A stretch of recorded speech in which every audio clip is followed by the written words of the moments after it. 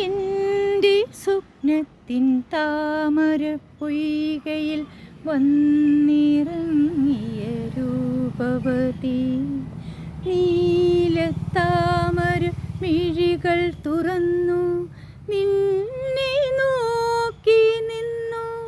ചൈത്രം നിന്റെ നീരാട്ടു കണ്ടു നിന്നു. എൻ്റെ സ്വപ്നത്തിൻ താമര പൊയ്കയിൽ വന്നിറങ്ങിയ രൂപവതി, നീലത്താമര മിഴികൾ തുറന്നു നിന്നെ നോക്കി നിന്നു. ചൈത്രം നിന്റെ നീരാട്ടു കണ്ടു നിന്നു.